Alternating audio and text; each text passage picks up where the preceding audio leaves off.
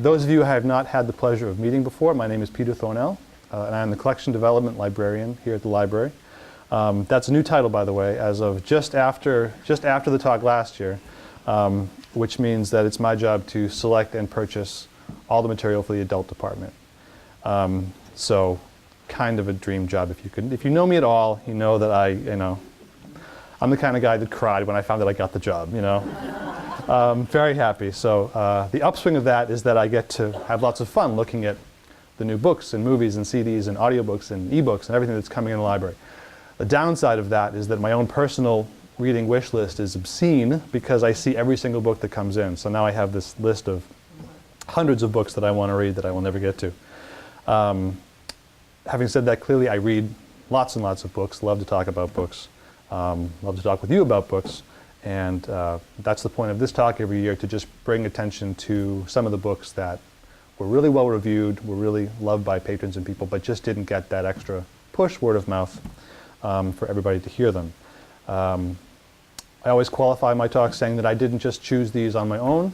I go through lots of best of the year lists and talk to different patrons and staff and everything, and make one big list, and then I filter that through my own thoughts of what I think will work or what I like. And so hopefully I have a few books here that the majority of you have not already read. There always are a few that you have. But even if you have read them, it's too late now. I've got them here, so here we go.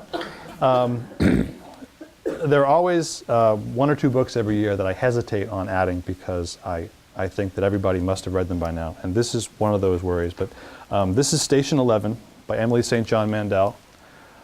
How many of you have read this book already? Oh, I love it. I love that. I'm glad that you read it, but I'm glad that everybody else didn't, because I'm always terrified that I'm going to pull up a book and everybody's going to go, yeah, I loved it, or I hated it, why are you talking about it? But this is a great book. I should also mention briefly, I mentioned this book, I have a newsletter now, a bi-weekly newsletter if you are interested. It's kind of an online version of this that comes out every other Monday. And there's just basically 3 books, fiction and nonfiction. So we can talk about that later, but this was already talked about in that. For those of you who have not read it, which is thankfully just about everybody, the plot in its absolutely most basic, cut away from everything else, is very, very simple. There's a troupe of actors and musicians who are wandering the wilds of the Great Lakes region, performing Shakespeare and music, basically just trying to keep life and art going because, as the unofficial motto of the book says, survival is insufficient. That's really it when you look at it. That's the plot. But what makes it so amazing is the world in which Mandel has placed this book.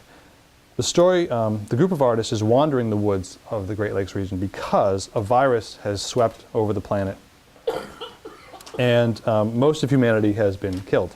Now, stop right there. I'm very honest and say that I happen to like dystopian fiction if it's done really well, which it isn't always.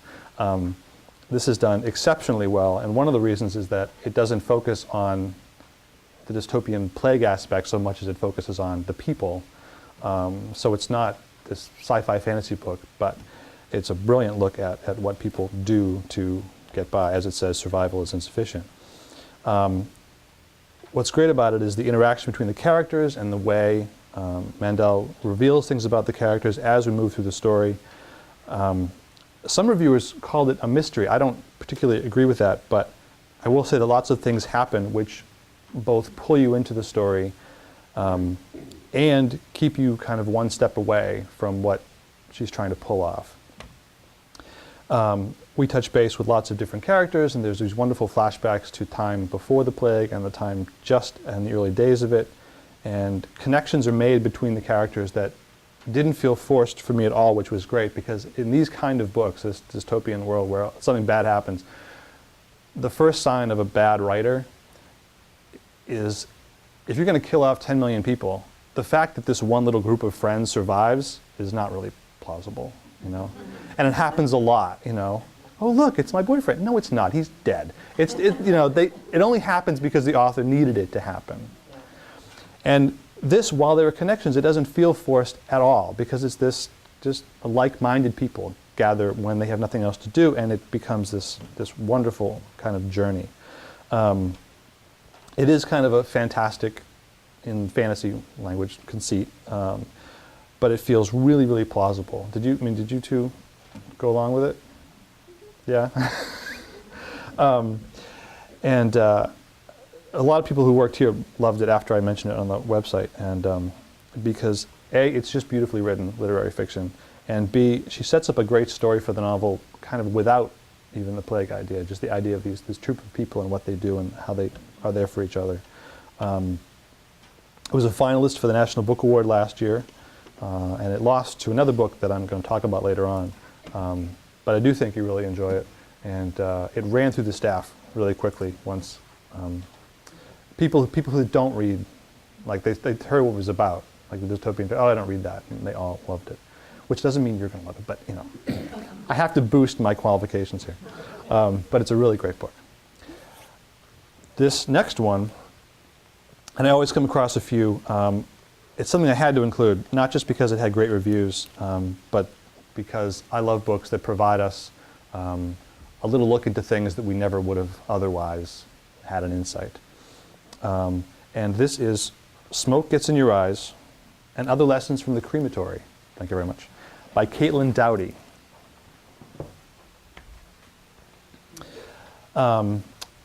I have long believed that knowledge of death can greatly increase our capacity to handle it and process it. This doesn't mean that we don't get sad when people die. It doesn't mean we're all, unicorns and rainbows when we're ill.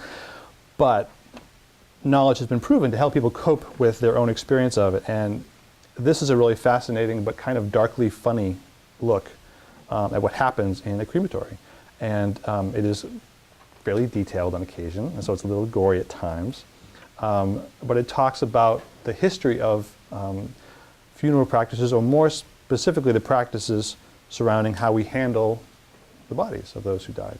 A very strong case is made here more by example than by kind of a heavy-handedness, that culturally we've lost touch with the process of dying, since so much of it is farmed out to hospitals and nursing homes and care homes, where it used to be very home-based.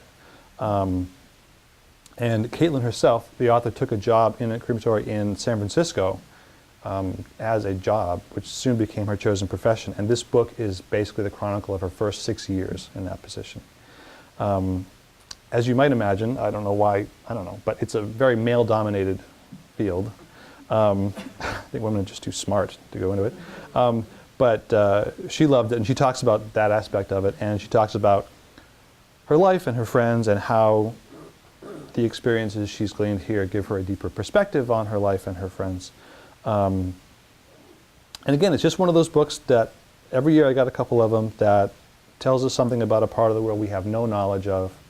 I certainly had no knowledge of the details of it.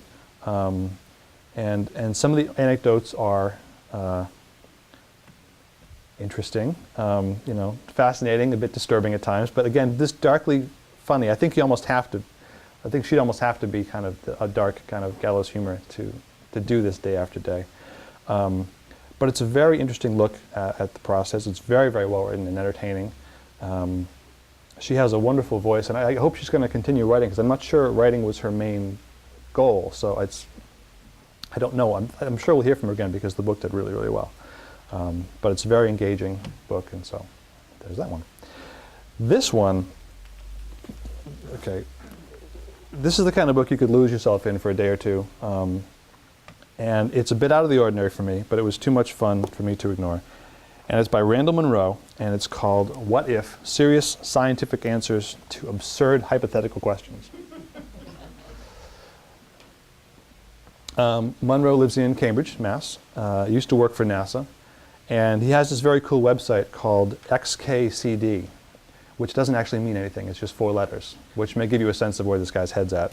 The website is for a web comic he created that's a very math, science-y comic that's hysterical. But it's also home to this series called What If, where he answers these absurd questions. And the first question of the book, for example, says, what would happen if the Earth and all terrestrial objects suddenly stopped spinning, but the atmosphere retained its velocity? So all of a sudden, Earth stops. Wind, wind, wind. And the answer starts off saying, nearly everyone would die. Then things would get interesting. And I liked it right from there. The rest of the answer goes on for about 5 pages, and it's funny, and it's fascinating, and it's scientifically accurate, as accurate as you can be. So this is, again, one of those kind of esoteric books, but for anyone who likes planet, weather, science, all varieties, I mean, a 10-year-old would love this book too. It's a fascinating book, because you learn a lot of things about life and the planets and the human body and its relation to everything else. So, for example, someone else asked a question. There's a lot of these. In the hypothetically bizarre range, this is one of those great questions. If someone's DNA suddenly vanished, how long would they last? And it's not really a tenable question, but he answers it. So basically, you'd lose about 1/3 of a pound, which isn't much. But since you can't actually, it's pretty out there as a concept, he answers it in the best way he can, which is to look at what would happen if your DNA was deeply damaged. So he goes into how that can happen. Aside from obvious things like radiation and chemotherapy, mushroom poisoning, which apparently goes right. It's fascinating little. I just like little books. I learn little stuff. So there's lots of things to be learned kind of on the surface, but the questions are so odd. But how he gets to the kernel of it is really fascinating. So again, it's more of a scientific diversion than a narrative, but it's fascinating. I just couldn't. I kept seeing it on these review lists. It's one of the other things that happens. I see all these different lists, and a book will come up, and I'll just, that's not right for us, and no. The 7th time I see it, I'm like, okay, I have to include this book, and it's great. It's a lot of fun, and I'm going to counter it with the absolute polar opposite, which is full-on narrative bliss. It's the first in a series of books, and I'm going to get his name wrong, but it's Karl Ove Knausgaard, who's Norwegian, and he's basically become Norway's Proust. And have any of you heard of this book? It's one of the. It's making. Okay, I'm going to keep looking at you two. You're reading everything. And it's called My Struggle, and I don't make the Proust comment lightly. It's very literary, highly biographical piece of fiction, and like Proust, since it's 6 volumes, it's going to eventually become one of those books that everybody says they've read when they actually haven't. But it's great because, in essence, it's nothing more or less than his life story, with very specific and detailed information about his life and the people involved in his life, though in the form of fiction.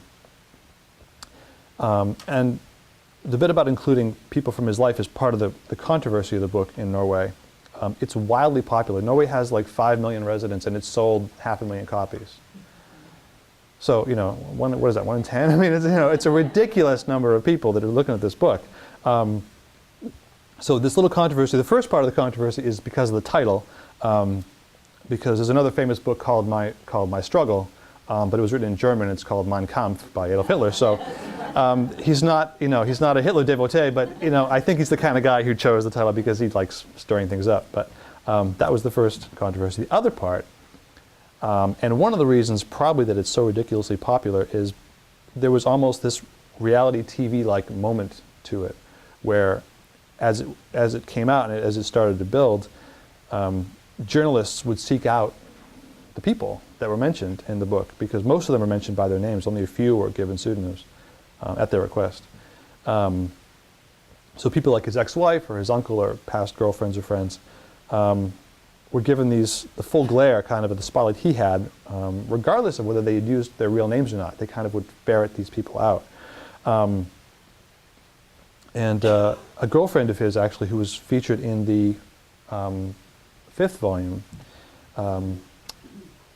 and I should mention, it's a 6-volume set. The first 3 volumes have already been published here. The 4th one's coming out in a few months. The other ones will be along.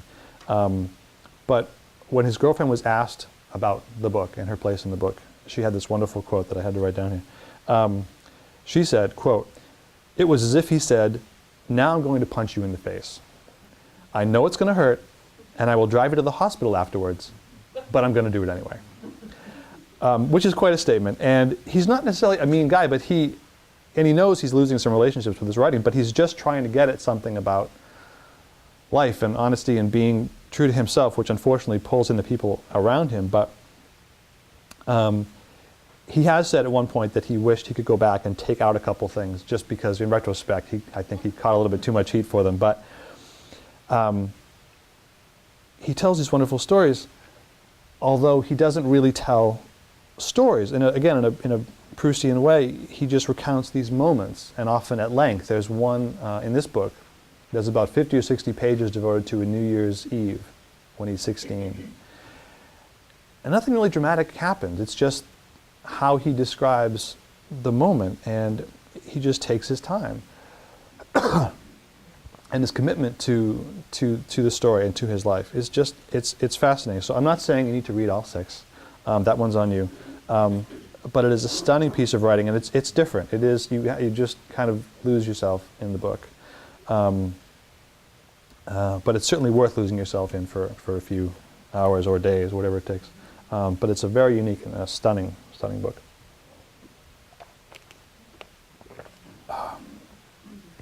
I have lots of kind of esoteric books this year. I don't know why.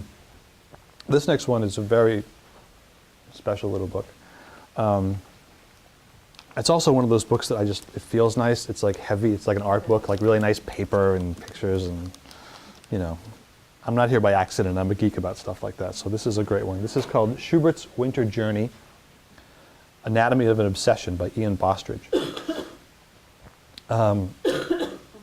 For those of you who have not had the good fortune to hear Winter Journey or Winterreise, it is considered one of, if not the greatest song cycles in classical music.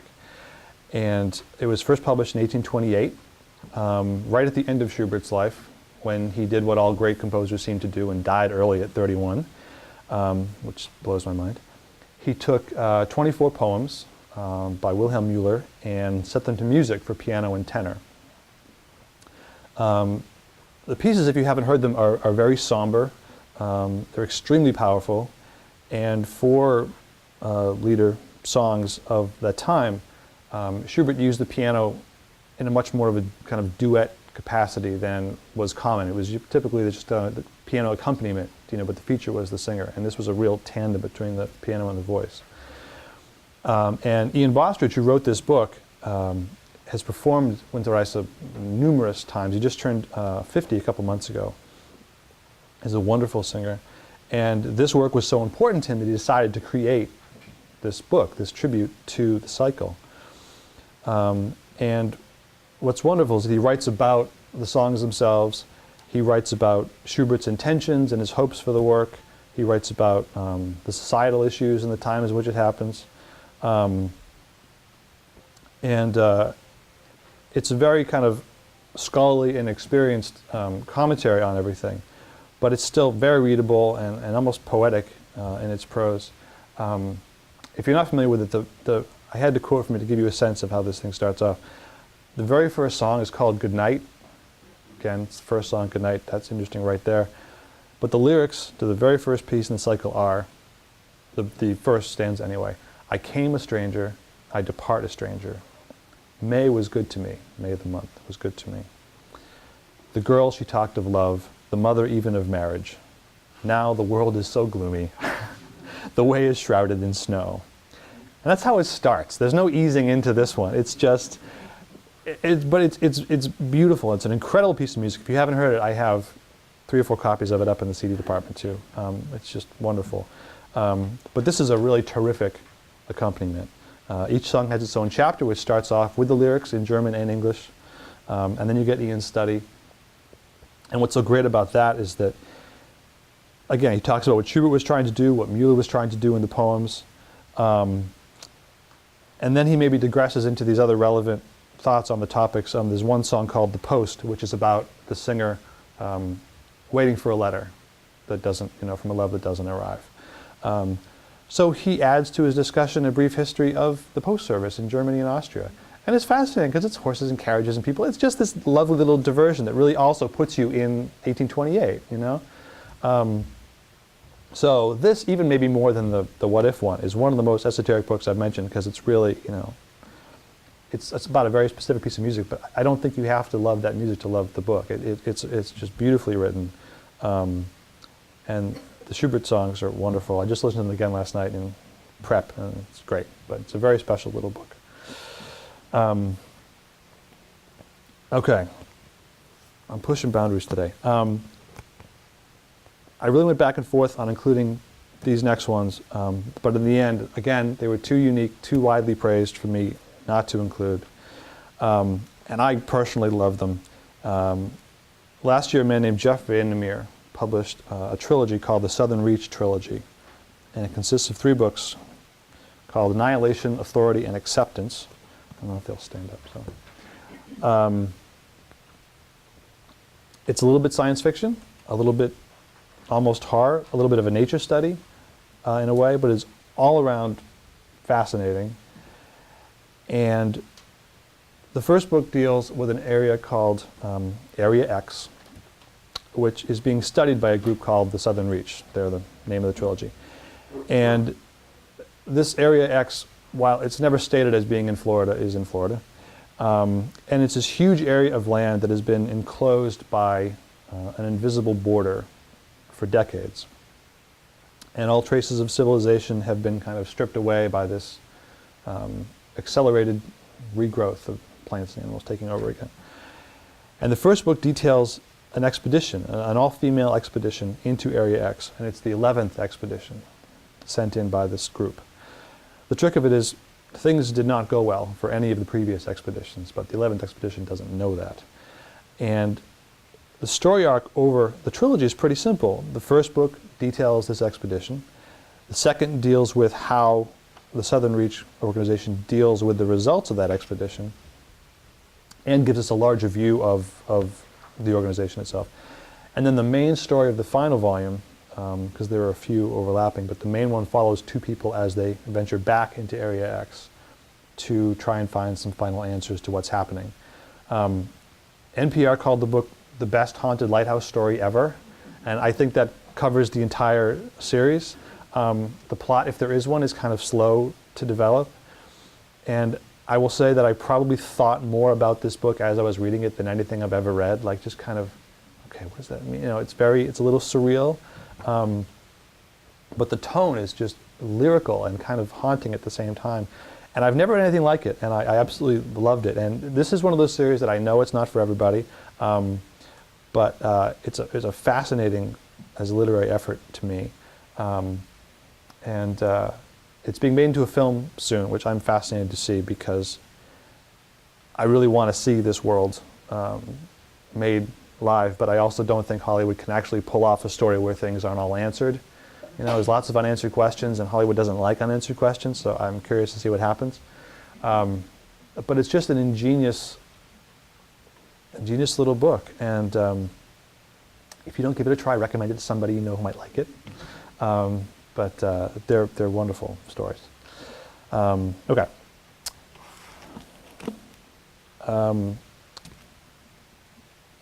Every year, again, I never, it seems like I have a quota on these talks. When I've done every year, there has to be, you know, a book like this, a couple adventure books, a couple of this books. I don't do that. I've never done that. And yet if you look back over all the lists, it happened. I don't intend it. But I always find at least one kind of historical adventure disaster piece of nonfiction, which are great. This year it's by Hampton Sides, and it's called In the Kingdom of Ice, The Grand and Terrible Polar Voyage of the USS Jeannette.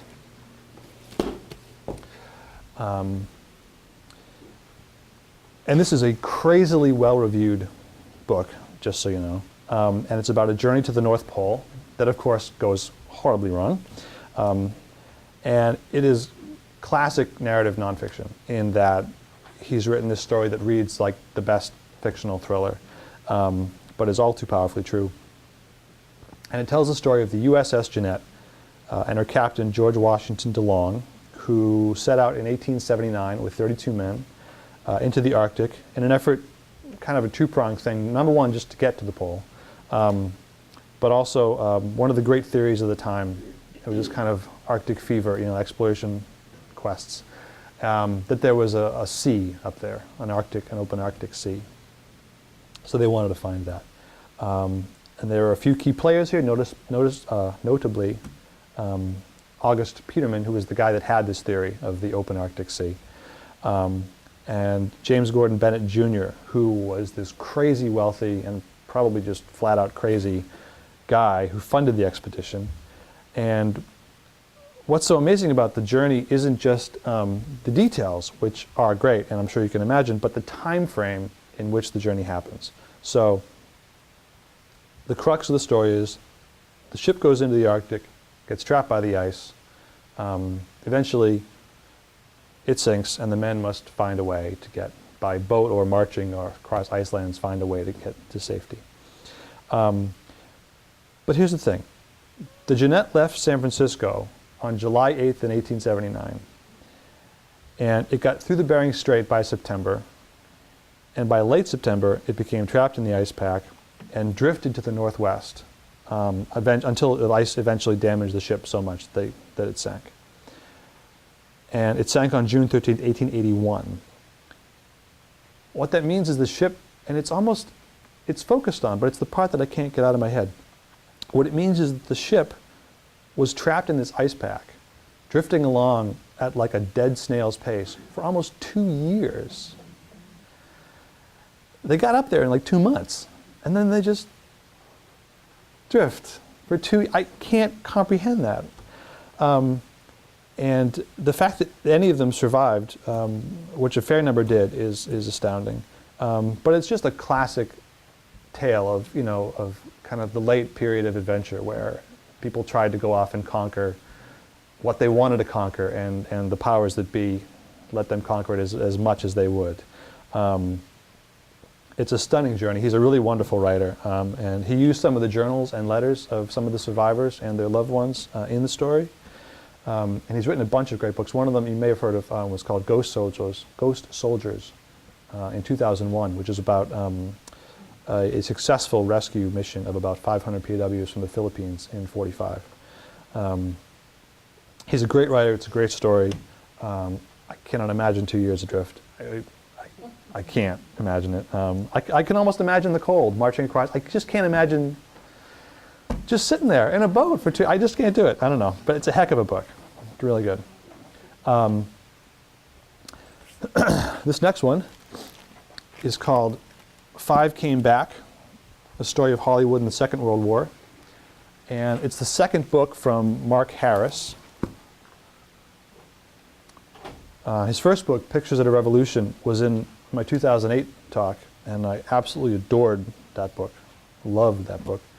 And I'm glad to say that this is another amazing study of the history of cinema and the power of movies to stretch far beyond just a couple hours in the theater. The book tells about how in a time when the government was becoming kind of wary of Hollywood and the power they thought they had to put out possibly un-American views and approaches into the minds of millions. While they were conflicted about that, they were also in dire need of their help because they were entering into World War II and they wanted the help of Hollywood to basically stir up propaganda in support of the war effort. What actually happened was amazing and became a lot more than just a few films. 5 directors were actually drawn into the military, given rank and offices and everything. And what they created was both what you might expect, which is traditional films like Mrs. Miniver, William Wyler's Mrs. Miniver, that was created as part of this, that were wartime themes. But also, and this is where it gets really interesting for me, they actually filmed battles while they were taking place. And both for historical records and for, those little film series they would watch before the movies to give people a sense of what was going on. Now, what's fascinating about this for me as a film buff is the 5 directors, because the people they chose were not just 5 directors. They chose John Ford, George Stevens, John Huston, William Wyler, and Frank Capra. Arguably the greatest directors of their time, and they were on ships and in the air filming actual battles. They weren't, herding this out to somebody else. They were there filming these actual battles. And it was just, it's stunning to know what they did. And there's one moment that I really love, which is about Frank Capra, where he in particular had a hard time finding out how to begin, what angle was to approach, as far as the documentary aspects. And so he was in New York, and he went around to all these film societies trying to find all of the pro-Nazi propaganda films he could find, of which there were a ton. Germany was really, really good about creating pro-Nazi propaganda.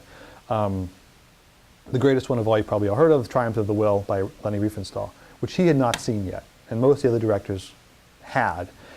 He watched the film in '42, and when he was done with it, the film was, I don't know if you've seen the movie, but it's amazing. And the power of the film was such that Frank Capra said, I don't think we're going to win this war. Based on the film. If that's what's drumming them up. We don't have that. And then he sat down and he thought about it, and he realized that what he could do was, and his series was called Why We Fight, was the series that he ran. And he took these countless hours of German and Japanese and Italian propaganda films and cut them in a way to not show what Americans were fighting for, but what they're fighting against. And he just turned it around, and it was very successful, and he found his in. But it was just amazing how the experiences they had affected not just their creative life, but their personal lives and their involvement. And it's absolutely fascinating story. Mark Harris, as always, he's a journalist. He was a journalist for Entertainment Weekly for a long time. I think he still writes occasionally for them. But he's a wonderful, wonderful writer. And it's full of all kinds of details and anecdotes that puts you right back in the 40s. And again, another piece of kind of forgotten history that I love. So there's that one. Okay, now we're kind of back to the beginning, because I mentioned Station 11 at the top was a finalist for the National Book Award, and this is the one that actually won the National Book Award last year. It's called Redeployment by Phil Clay. And it's a collection of stories. Clay himself has kind of an interesting bio in that he went to Dartmouth and then joined the Marines and was in Iraq during the surge. And then when he came back, went to Hunter College to get an MFA. So as you imagine from him being a Marine, and the title of these are war stories, and it's an amazing collection that touches on both the frontline experiences as well as the experiences they have after the front lines. And what got me right away wasn't the content, but just his style. He can write really, really well. And it's his first book. And I've said this, I know I repeat myself a lot for those of you who've been here over the years, but there's something really great about a first collection, especially in stories, because there's a real clarity to the work. There's no kind of burden of following something up. The characters they choose to write about and the stories they choose to tell are really important to them. This is all they have. This is what they're fighting for.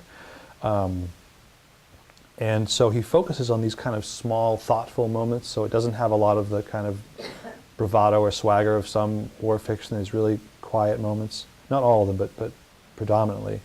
And one story I absolutely loved, which is the strangest one in the book. It's only a few pages long, and it's called OIF. And it's just packed with acronyms and jargon to the point that it's almost incomprehensible. OIF actually stands for Operation Iraqi Freedom, but you wouldn't know that from the story because it doesn't explain any of the acronyms. He just hits you over and over again with this jargon that is understandable to probably only a select few people in the world at this point. And what I felt was it really helped create a picture of how kind of fragmented and distanced the art of waging war is. It's like, you don't want to talk about what's actually happening, so you speak in jargon. And it was great. And I kept trying to find the best way to describe the book, but there's a quote in the book jacket that I wanted to read because it's simple, but it's perfect. These stories reveal the intricate combination of monotony, bureaucracy, comradeship, and violence that make up a soldier's daily life at war, and the isolation, remorse, and despair that can accompany a soldier's homecoming. It's a very strong book, very powerful stuff, very honest about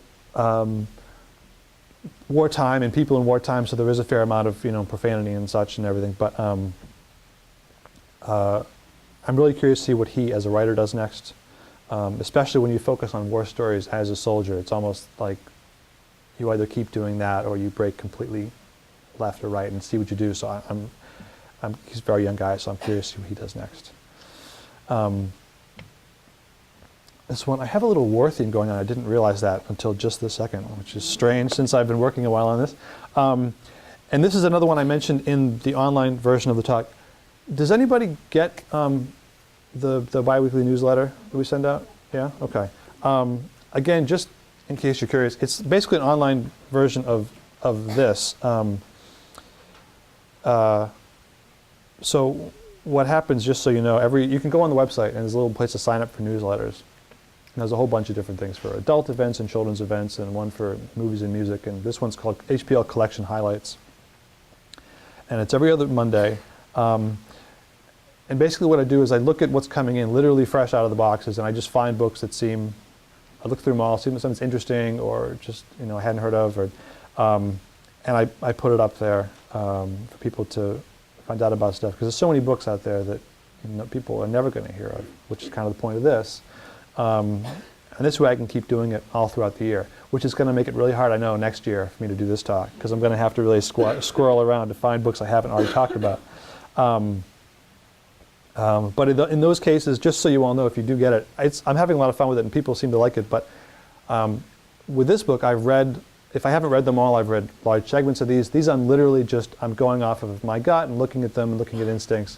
And so far it's going really well, and I wound up reading a lot of them after the fact, again, which is the pile of books I have to read at home is insane. But it's the worst problem, I guess, to have, right?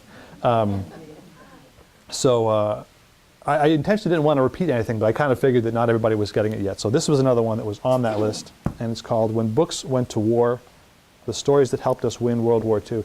And this book is like a perfect storm for this talk. There's no way I couldn't do it, because it's well written, it's about books, it's historical, and it's about a piece of history we've never heard of, and it involves librarians. So there's no way I wasn't going to talk about it. The essence of the tale is really, really simple. In World War II, Germany was banning and burning millions of books. And a bunch of people, as the book calls them, quote, outraged librarians. And I'll tell you, nothing quite as scary as a bunch of marauding, outraged librarians. They decided to start these book drives all over the country to gather books to send over to the troops.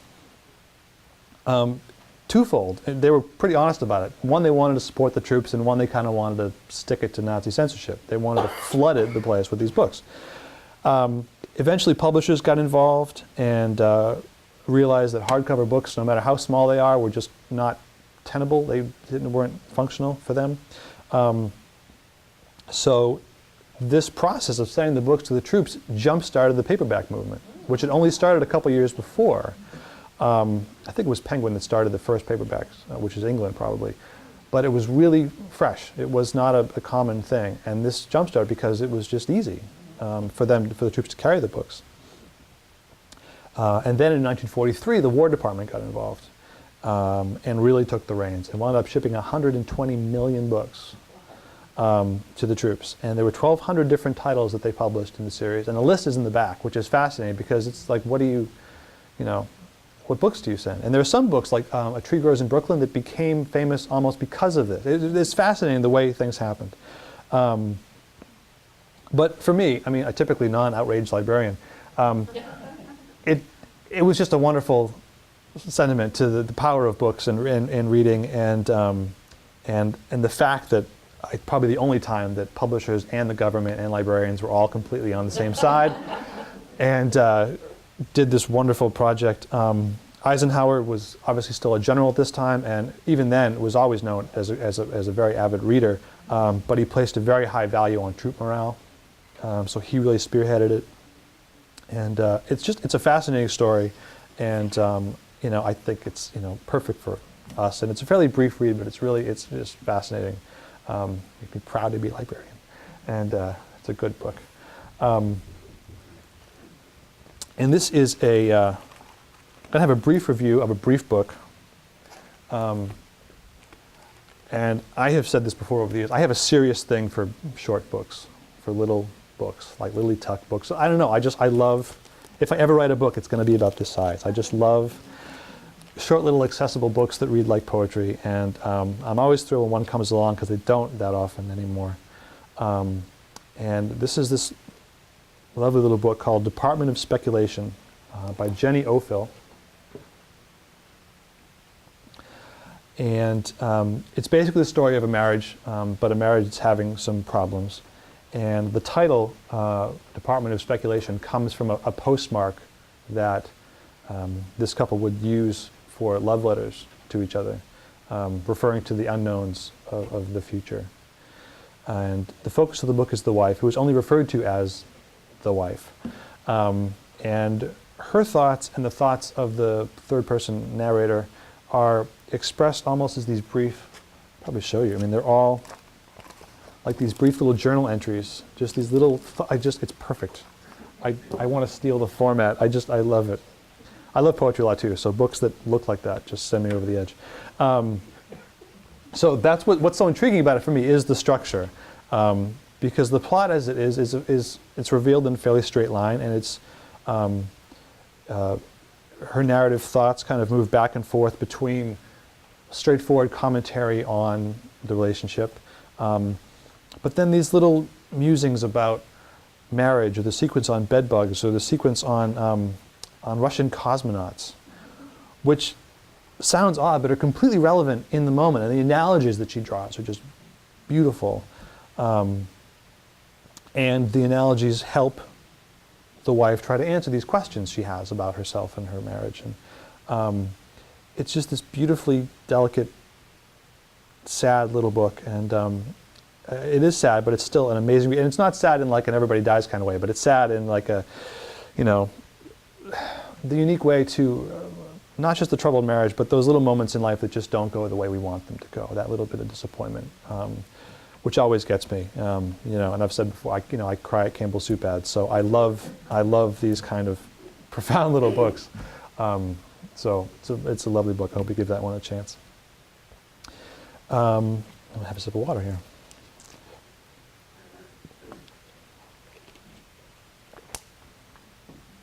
This next one is called On Immunity, and it's by Eula Biss, and it's one of those books that I think would always be interesting, but I chose it a couple months ago actually, but it might be even more appropriate nowadays because of that whole recent measles outbreak in California, and it's starting the conversation again.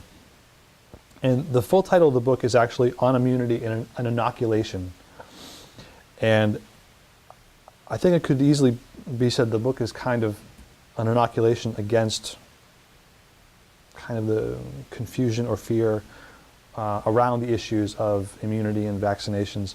And it doesn't mean that it's not like it's like a staunchly pro-vaccination book. You do find out Biss's thoughts on the issue by the end, but the point is really to talk about the concept and cultural desire for immunity, and whether it's even attainable or not, So she talks about smallpox and AIDS and the flu and vaccines and what's in vaccines and what's believed to be in vaccines, and all the while keeping a very kind of fact-based tone, and definitely supporting the medical community's belief that all children should be vaccinated, but giving complete full credence to the concerns and fears of those who worry about them. Which is great, because most books that even touch vaccination, they're either completely one side or the other. And this really looks at the whole spectrum of it. And there's actually a large section of notes in the back of the book that I'm one of those people that, read all those notes of nonfiction. The last 200 pages full of notes, I will read those. And these are some of the best ever, because they really do contribute. I'm always fascinated by that, like why certain things, why didn't you just put that in the book? I don't understand. So, but they're wonderful. And I think what makes the book really work is the fact that, as well as she's a very respected, research-oriented nonfiction writer, but she also wrote the book as a new mother.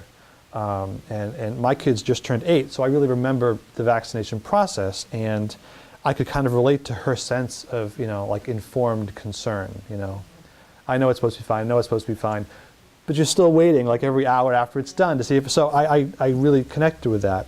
And everything she talks about, mercury and thimerosal and triclosan, that antibacterial agent that was in everything up until a few years ago, all the food allergies people develop, possibly because of our use or overuse of some of these things. I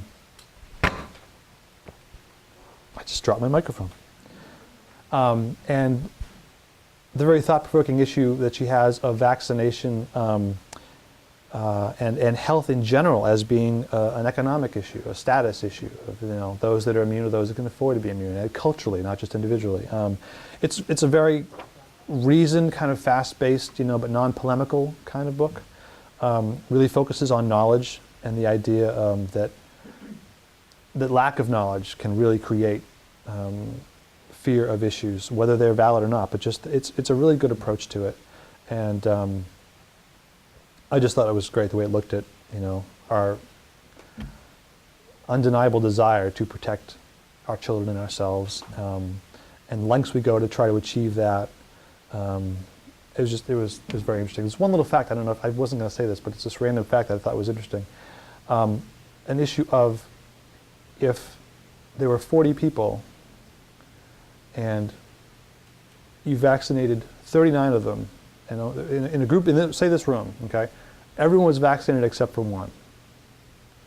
Or no one was vaccinated except for one. Which one of those single people would be better off? And it was the one where no one was vaccinated, because whatever the illness was had a chance to spread. But where everybody was vaccinated, only one person was in the room, you're now the target. Which was a fact. I never thought of it that way, and it was really interesting. Like, that's why these things proliferate, because all you need is one person. So it's just the argument was just really well written, and again, a very balanced look at it, which I was pleased to see. Okay. One more really good adventure kind of story with local interest. This one's called Trapped Under the Sea by Neil Swidey. I believe it's Swidey. I'm usually really good. I get, even like Jenny Ophil, I was like, how do I say that name? I looked it up. I make sure I hear it. I hear the person say it. I hate mispronouncing names. I didn't look up this one, but for some reason right now I just question myself. But I think it's Neil Swidey. And the subtitle for this book is One Engineering Marvel, 5 Men, and a Disaster 10 Miles into the Darkness. And what makes it really cool is that it's about a very memorable moment in Boston history. As you will all clearly remember, Boston Harbor used to be, less than clean. And so back in the 90s, when they began construction of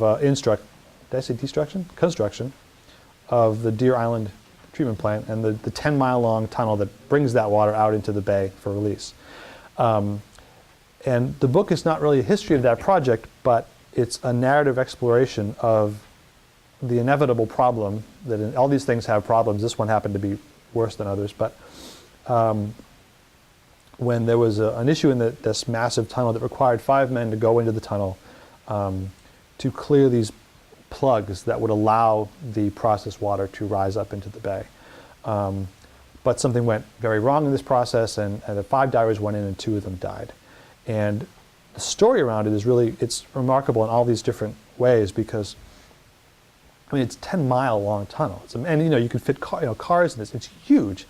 And so they had a fairly common ventilation system for a large part of people were working, because it's I don't know how far it is underwater, but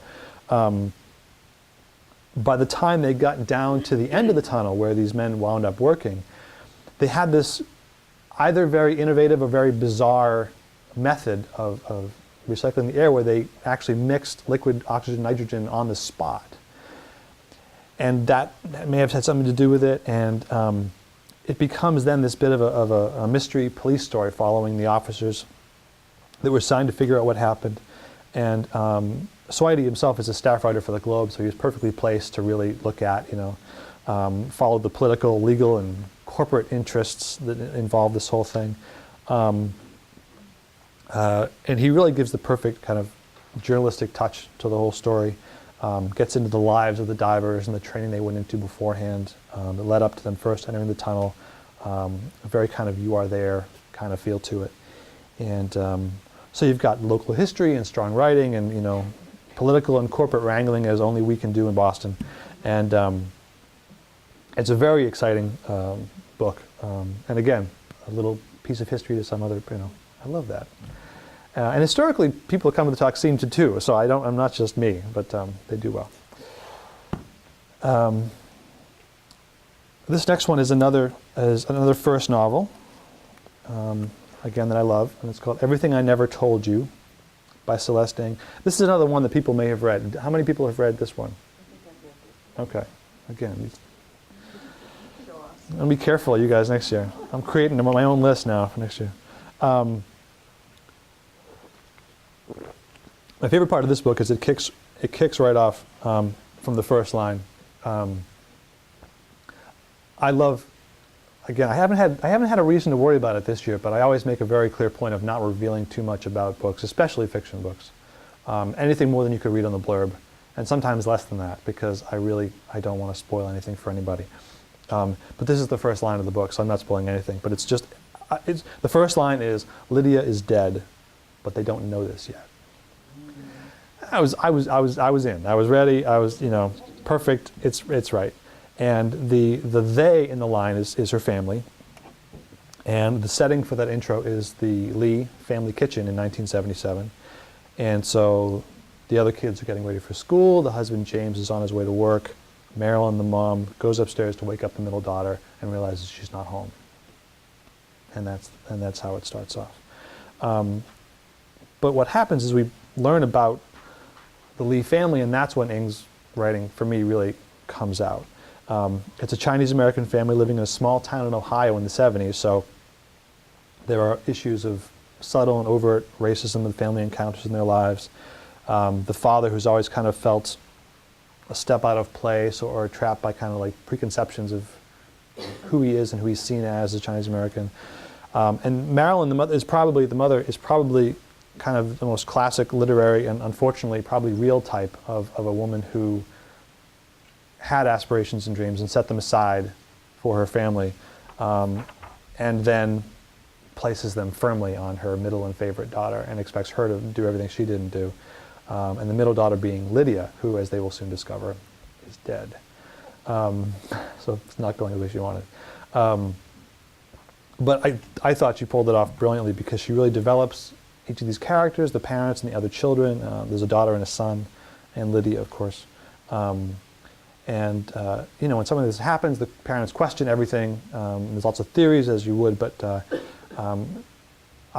she places a little more emphasis on Hannah, who's the youngest daughter, who's kind of like a forgotten child who just winds up off on her own, but sees everything, has a good, she's the one who just sits quietly and takes everything in. So she's the one kind of figuring things out more than others. And it's just this wonderfully written book, lots of heart, a lot of literary skill.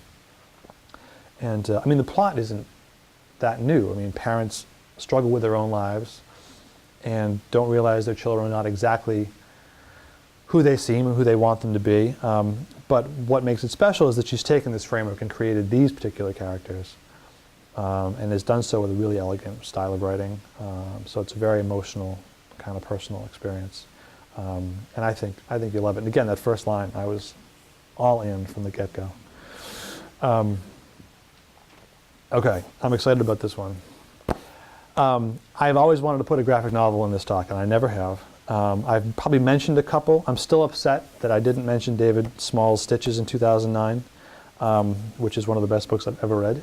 He has a blurb on the back of this, so maybe if you see this, you can read his book. There is nothing wrong with that book. It's perfect. But this year I'm finally doing it, and this book is called Can't We Talk About Something More Pleasant? By Roz Chast.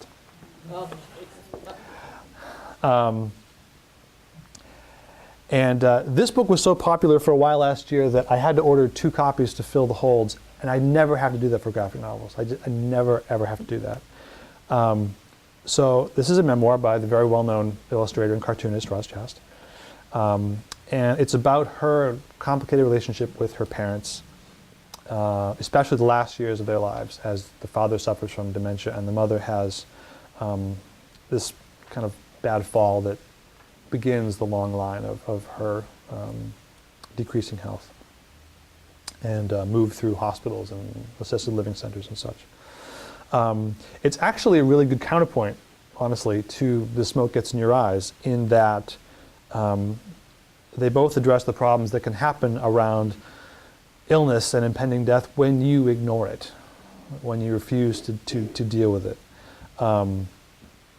And fortunately, this book, as you can imagine, deals with it in a fairly funny, or I shouldn't say, I don't know if it's funny, humorous way. But the humor doesn't take away from the seriousness of the topic. I think it just helps communicate the topic. You know what I mean? It helps diffuse the topic.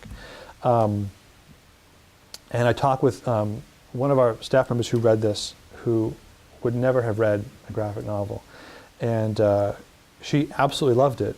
And we talked about it and said that if you took just the text out, if you just read the text, you would lose all the humor and the the communicability of the plot. It would just be this dry, these conversations.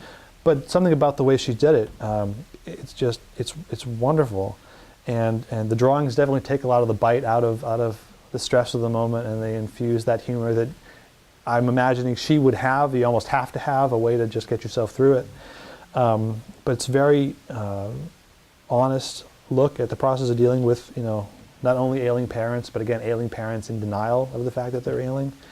I don't know if any of you have read Art Spiegelman's Maus, which M-A-U-S, which it's about his father in the Holocaust, but it's one of the true classic graphic novels of all time. And one of the marvelous things about that book, aside from his powerful rendition of the war, where he portrayed the Jews were mice and the Germans were cats. I should say, it won the Pulitzer Prize. Don't let the cats and mice thing fool you. It's amazing, amazing work. But what was also so great about it was about Art trying to get a handle on his relationship with his father, who lived through World War II in Germany and concentration camps. And that book came out in '91, and as a longtime graphic novel comic reader, what that did was it created this new avenue for these kind of familial biographical themes to be told in graphic novels. I'm sure they have been told before that, but this was like a landmark. Oh, we can do it this way? We can be this serious and this real? And it started this line of this brilliant era of nonfiction graphic novels, like David Small's Stitches, Raymond Briggs. You've probably all seen Raymond Briggs' children's book, The Snowman. But he wrote a book called Ethel and Ernest about his parents, which is just wonderful. And this book, it's funny, it's touching, it's sobering, it's thought-provoking. So even if you never thought of reading a graphic novel, this may be the perfect one to start on. And it doesn't mean you're going to go grabbing Superman. It just means that graphic storytelling in general is really amazing. Under graphic novels. It is. I'm trying to get people to go over there. But people do, but everybody else do. But it's an exceptional book. And now we have my last book.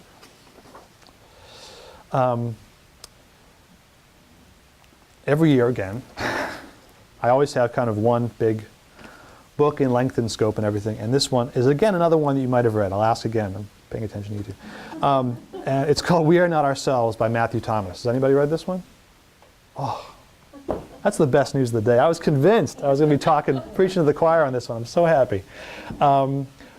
Again, first novel.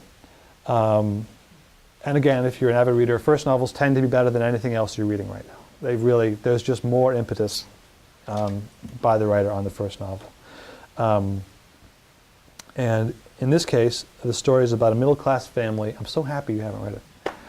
I got to stop and collect myself. And it's about a middle-class family named Learys, Ed, Eileen, and eventually their son named Connell.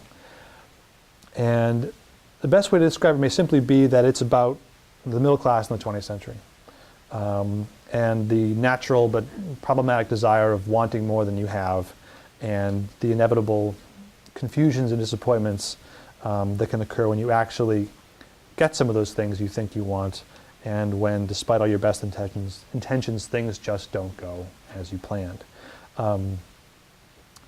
That's a gross oversimplification, but the seed of the idea is there. And again, I don't want to give anything away, but I can say that what makes it so beautiful and touching is how intimate we're allowed to be with these characters. I mean, how many stories have we read about middle-class families in the 20th century? It's a very common literary fiction theme.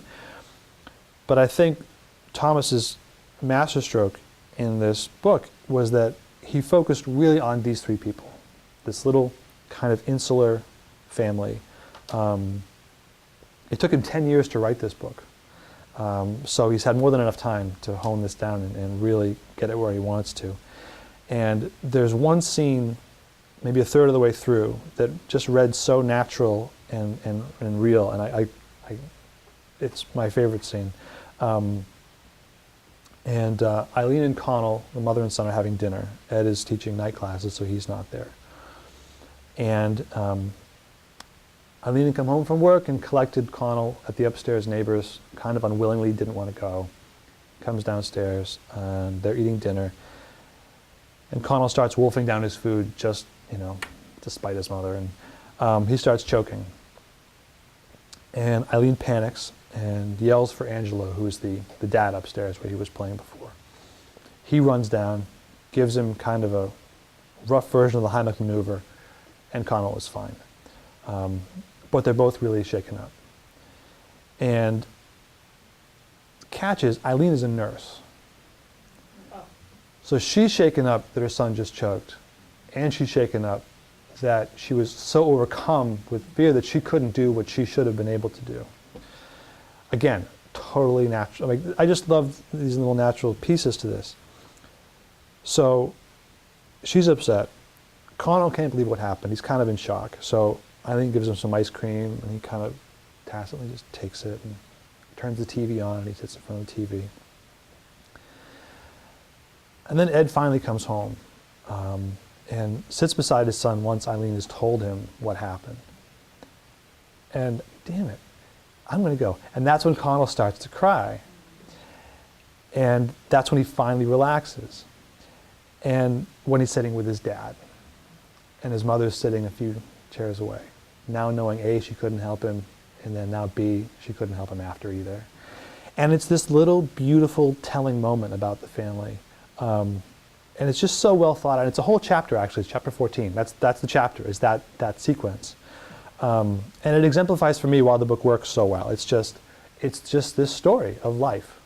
And who we are and who we want to be, and how who we are and who we want to be don't always match up. And how, because lots of other things actually happen that change the story that I don't want to talk about. But how, we keep trying, and as things keep coming, we have to keep adapting or changing, and that's a big feature of the novel. It's an excellent book, a great kind of just classic novel, and I'm so happy you didn't read it. That's it. As always, I really want to thank you all for coming, and thank you for braving our snow-encrusted parking lot. Hopefully, you will read some of these books or like some of these books. You can take them afterwards if you like. As always, I'm not on the desk as much as I used to be, but we love to talk about books and hear what you love and hate and didn't like. And all of us who work at the reference desk, which now includes, if you haven't met them all, Ann Dalton, who's been here for a long time, but Lindsay McGrath, who is new, who's up there now, I believe, and Abby McLean, all of us are all happy to, and myself, of course, are happy to talk with you about books all the time. Trust me, I'll drop anything to do it. And always trying to help you find your next favorite book. That's my goal. So you can take anything you want, and thank you very much for coming. Hopefully I'll see you again next year.